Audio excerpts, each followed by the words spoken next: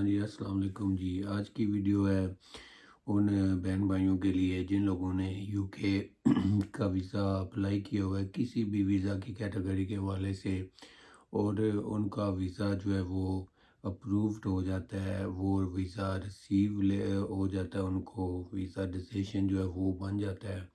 तो इसके अलावा आज की वीडियो में कुछ ऐसे टॉपिक्स हैं जो मैं आपके साथ शेयर करने जा रहा हूँ। आपसे रिक्वेस्ट ये है कि आपने चैनल को सब्सक्राइब कर देना है, और जितने भी नए लोग हैं चैनल को सब्सक्राइब कर दें, वीडियो लाइक कमेंट ज़रूर किया करें, फीडबैक जो है अपनी वो ज़रूर दिया करें। और चलते हैं जनाब वीडियो की तरफ।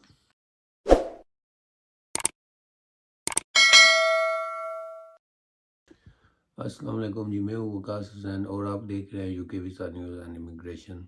तो आज की वीडियो है यूके आने वाले लोगों के लिए, जो लोग फ़र्स्ट टाइम ट्रैवल कर रहे हैं, first time out of country जा रहे हैं अपनी कंट्री से।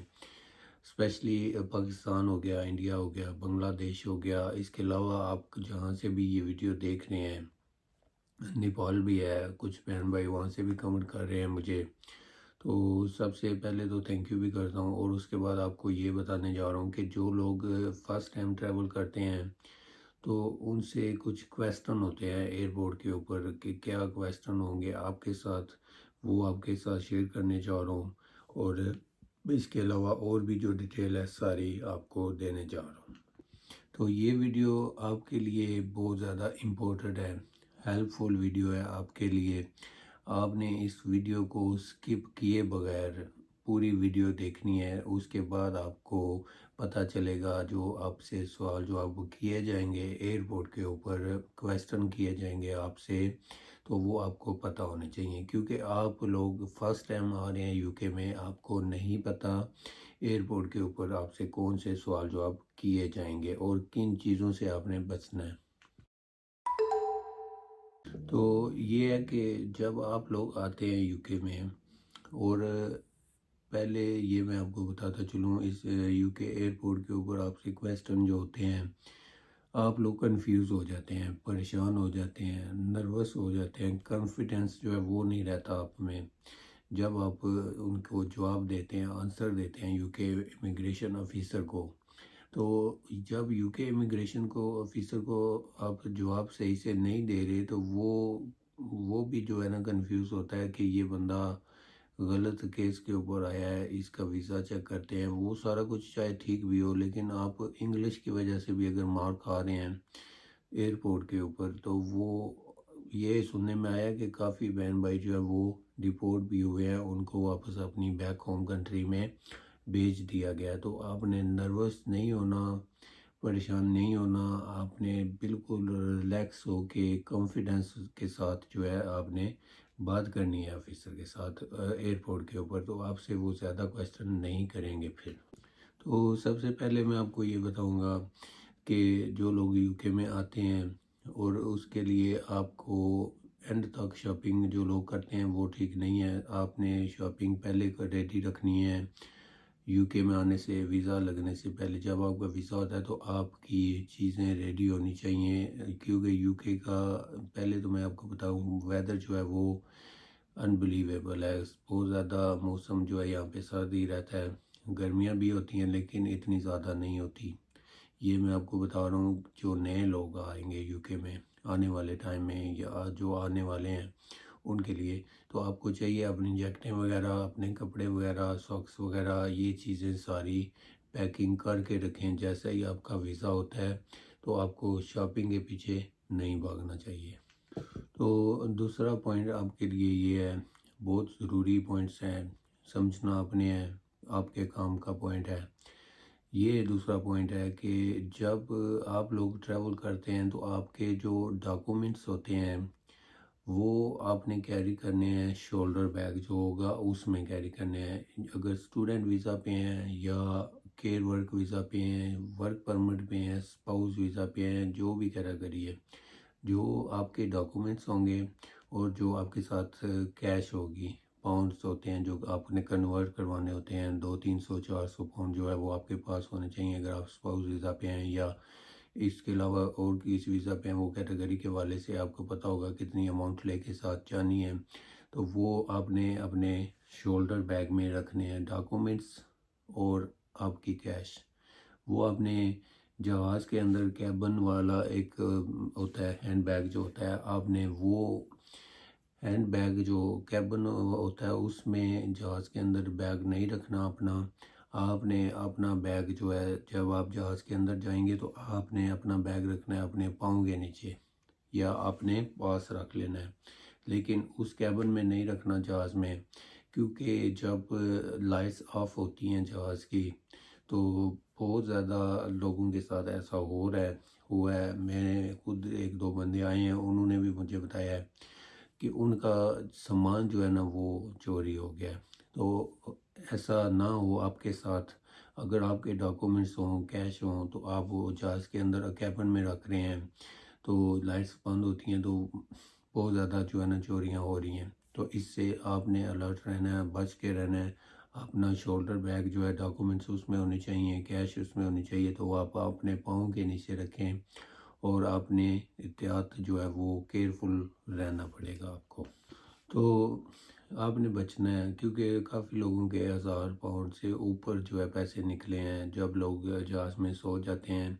तो चोर जो है जहाज़ के अंदर भी मौजूद हो गए हैं, अब जहाज़ से भी पैसे निकाल रहे हैं लोगों के। तो बच के रहना है। और इसके अलावा तीसरा पॉइंट ये है, जब आप लैंड करते हैं यूके एयरपोर्ट के ऊपर, जब आप जहाज़ से निकलते हैं तो आपने एहतियात करनी है। जब आप काउंटर पे जा रहे हैं तो आपने जल्दी से काउंटर पे जाना है, क्योंकि आपने क्यू से बचना है। क्यू बहुत लंबी होती है, रश जो है वो बहुत ज़्यादा होता है। 2 घंटे 3 घंटे तक आपको क्यू में वेट करना पड़ेगा। तो आप अगर जल्दी से जाएंगे तो जल्दी से आपका इंटरव्यू होता है तो आप जो है क्लियर हो जाते हैं।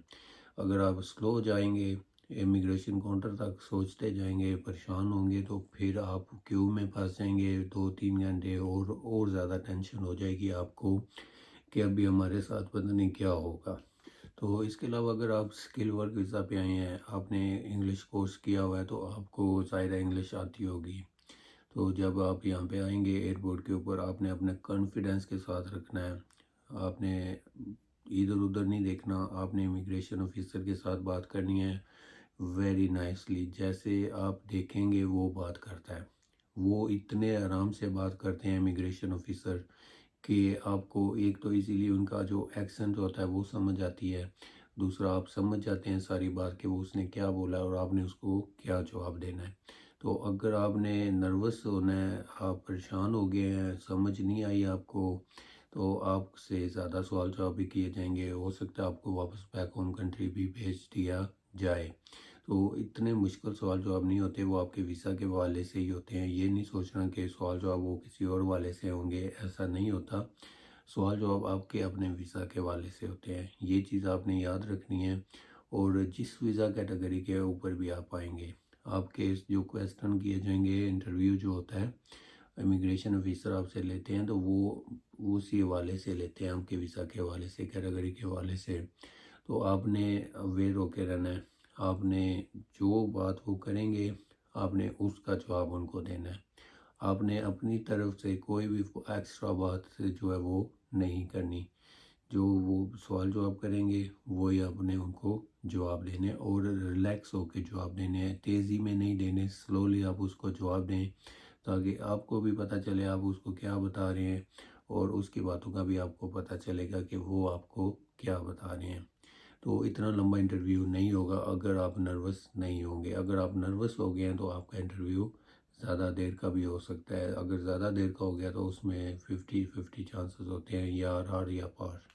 तो इजीली जो मैं आपको बताता हूँ वो आपसे अपनी जॉब के बारे में पूछते हैं, आपकी कंपनी के बारे में, आपका पासपोर्ट देखते हैं। तो मेन पॉइंट्स ये होते हैं कि आप जिस कंपनी में जा रहे हो उसका नाम क्या है, आपकी जॉब जो है वो क्या है, आपने कितने घंटे काम करना है, सैलरी कितनी है, इस तरह के हवाले से होगे, लेकिन कॉन्फिडेंस के साथ आपने उनको जवाब देना है। तो वो ये चेक करते हैं कि ये बंदा जेन्युइन है या फेक है, कहीं ये भी बंदा फेक वीज़ा लगवा के तो नहीं आया यूके के अंदर। तो ये उनका अलाउ है कि वो आपसे ये क्वेश्चन कर सकते हैं कंपनी के बारे में, आपके बारे में, ज़ाहिर है आप उनकी कंट्री में आ रहे हैं तो आपको हक बनता है कि सारी जो बात क्लियर होती है, जो सच होती है, वही आपने उनके साथ करनी है। अगर आपने बात को छेड़ दिया सजे खब्बे तो वो आपके लिए बहुत ज़्यादा प्रॉब्लम होगी। और आपको चाहिए कि आप कॉन्फिडेंस के साथ उनको जवाब दें, जो सवाल वो आपसे करेंगे उस सवाल का जवाब उनको आपने देना है। और ये भी मैं आपको बताऊं कि जो डिटेल्स आपने डाली होती हैं वीज़ा कैटेगरी में, वीज़ा जो लिया आपने जिस कंपनी से, वो कंपनी की जो डिटेल्स होती हैं वो ऑफिसर के पास होती हैं। और दूसरे नंबर पे वही क्वेश्चन वो आपसे करते हैं कि ये चेक करते हैं कि ये आप ही हैं और जेन्युइन हैं या क्या चक्कर है, फेक तो नहीं है, पैसे दे के तो नहीं काम हुआ। तो इस तरह अगर आपको पता होना चाहिए, आपने याद करके रखना है कंपनी की डिटेल्स जो वो आपसे पूछते हैं, जो आपने ऑलरेडी पहले दी हैं डिटेल, वही डिटेल जो है एयरपोर्ट के ऊपर आपसे पूछी जाएंगी। तो दूसरा क्वेश्चन जो है बहुत ज़रूरी है आपके लिए, अगर आप वर्क परमिट पे हैं या जिस तरह भी हैं, केयर वीज़ा पे हैं, जो भी काम का वीज़ा है जो, वो उसमें आपसे वो क्वेश्चन करते हैं जी tell me about your employer. तो वो बेसिकली आपको फंसाने की कोशिश करेंगे, कंफ्यूज करेंगे आपको। लेकिन आपने इस पॉइंट पे आके मार नहीं खानी, आपने उसको जवाब देना है अबाउट एम्प्लॉयर के बारे में। तो वो आपने उसको किस तरह जवाब देना है, वो आप उससे कांटेक्ट में है, उसने आपसे मतलब आपको स्पॉन्सरशिप दिया है और ये उस कंपनी का नाम है, ये मेरा एम्प्लॉयर है, इसका ये नाम है, ये इस कंपनी में काम कर रहा है कितने साल से ये काम कर रहा है, मतलब कि इस तरह की डिटेल्स जो है वो आपने देनी होगी ऑफिसर को। तो जब आपसे वो क्वेश्चन करते हैं तो वो आपसे पूरी डिटेल के साथ करते हैं।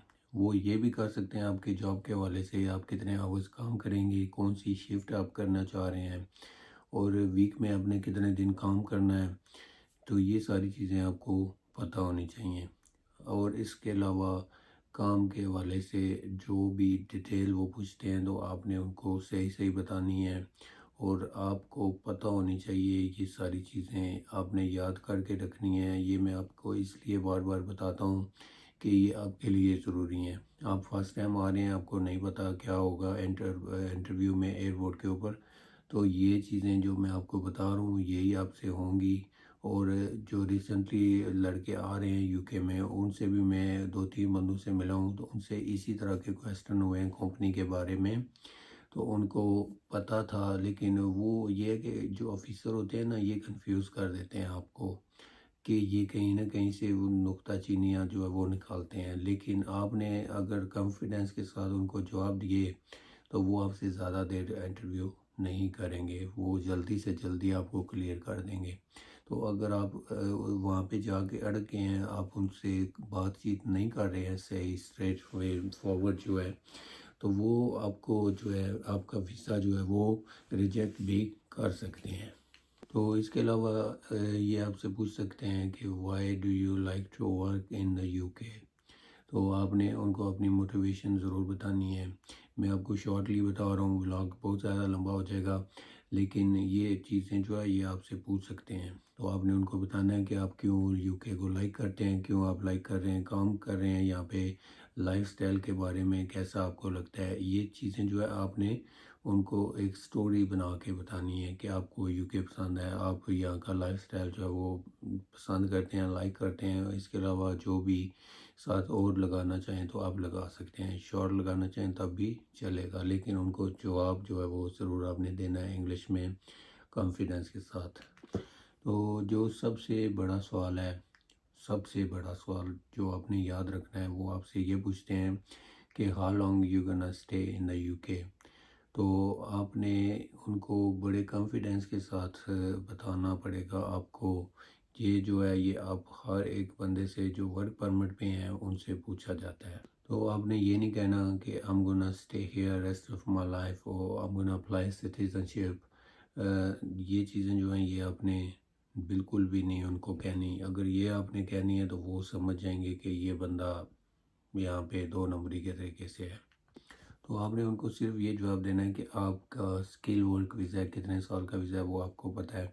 तो आपने इस तरह के हवाले से जवाब देना है दिसांदा। आपने इसके अलावा उनको कोई भी ये नहीं कहना कि आप यहाँ पे रह गए हैं, रहने के लिए आए हैं, या अपना फ्यूचर के बारे में कुछ भी नहीं। जो आपका वीज़ा होगा उसकी जो टाइम है लिखा हुआ वो भी आपको पता होना चाहिए, वो ही आपने उनको जवाब देना है जिस टाइम वो कहते हैं कि आप यहाँ पे कितना अर्सा रहने के लिए आए हैं। तो ये चीज़ भी आपको ज़रूरी है, आपसे ज़रूर पूछें जगह वो। तो इसके बाद वो आपसे पूछते हैं how do you manage to live in the UK. तो आपने उनको अपना स्ट्रॉन्ग हिस्ट्री के साथ ये बताना है कि आपकी जो सैलरी होगी वो इतनी सैलरी है, और इसके अलावा आपने वो भी साथ ज़रूर बताना है कि आपने ये सैलरी जो है ये कैसे स्पेंड करनी है। आपकी जो कॉस्ट ऑफ लिविंग है इतना आपने रेंट पे देना है, इतना आपने खाने पीने की चीज़ें हैं, ग्रोसरी की चीज़ें हैं, उसके अलावा इलेक्ट्रिक वाटर जो यूटिलिटी बिल होते हैं वो भी। मतलब कि सारे आपने डिवाइड करने हैं, दिमाग में ये चेक करना है कि आपकी जो सैलरी होगी वो कितनी है और आपकी जो खाने पीने की चीज़ें हैं वो कितनी है। ये ना हो कि जो आपके एक्सपेंस हैं वो सैलरी से ऊपर आप बता रहे हो, फिर भी प्रॉब्लम होगी आपको। और बहुत ज़्यादा कम भी आपने नहीं बताने। ये चीज़ जो है ये आपके लिए बहुत ज़्यादा ज़रूरी है, ये आपको कोई भी बंदा नहीं बताएगा। इतनी इम्पोर्टेंट चीज़ें जो होती हैं तो ये आपको पता होनी चाहिए। तो बेसिकली उनकी ये सोच होती है कि ये बंदा कहीं पब्लिक फंड जो है ये ना अप्लाई कर दे यहाँ पे यूके के अंदर। तो उनको आपने प्रूफ देना होता है, आपने बस ये सारी चीज़ें उनको बतानी है, और इंशाल्लाह आपने ये कहना है कि आप जो है मैनेज कर लूँगा सारी चीज़ें। तो आपको सारी बात जो है वो मैंने समझा दी है। तो इसके अलावा लास्ट में ये आपको बताऊंगा, जो भी आंसर जो होते हैं वो आपने अपनी एप्लीकेशन फॉर्म में भरे होते हैं, वो आपने मिस आउट नहीं करने। वही क्वेश्चन आपने याद भी रखने हैं। जब आप एयरपोर्ट के ऊपर आते हैं तो वो क्वेश्चन आपसे पूछे जा सकते हैं, सारे नहीं लेकिन कुछ ना कुछ वो मिक्स मैच करके पूछते हैं आपसे। सिर्फ आपको पजल करते हैं, देखते हैं कि ये बंदा बोल लेता है इंग्लिश, जेन्युइन भी है या फेक वीज़ा के ऊपर आ रहा है, क्या इस कंपनी में ये बंदा आगे काम भी कर सकता है या नहीं कर सकता। तो ये सारी चीज़ें जो हैं, ये जो भी मैंने आपसे बातें शेयर की हैं, ये ही इंटरव्यू आपका होगा। ये चीज़ आपने याद रखनी है। तो ये थी जनाब आज की वीडियो। उम्मीद करता हूँ कि आपको वीडियो पसंद आई होगी। आपने फीडबैक जो है वो ज़रूर देनी है, वीडियो लाइक करनी है और चैनल सब्सक्राइब करना है। बेल का बटन भी प्रेस कर दें ताकि आने वाले दिनों में आपको मज़ीद अपडेट जो है वो टाइम पे मिलती रहेगी। तो आपने मेरे यूट्यूब पे विज़िट करना है, वहाँ पे भी आपके लिए वीडियोस लगी हुई हैं, बहुत फ़ायदेमंद, वेरी हेल्पफुल हैं आपके लिए। और इस वीडियो की डिस्क्रिप्शन में भी आपने विज़िट करना है, यहाँ पे भी कुछ ऐसे लिंक दिए गए हैं जो आपके काम आएंगे सिर्फ। तो उम्मीद करता हूँ कि आपने वीडियो लाइक, चैनल सब्सक्राइब कर दिया होगा और वीडियो पे फीडबैक जो है वो भी ज़रूर देंगे। तो चलते हैं जनाब नेक्स्ट व्लॉग में।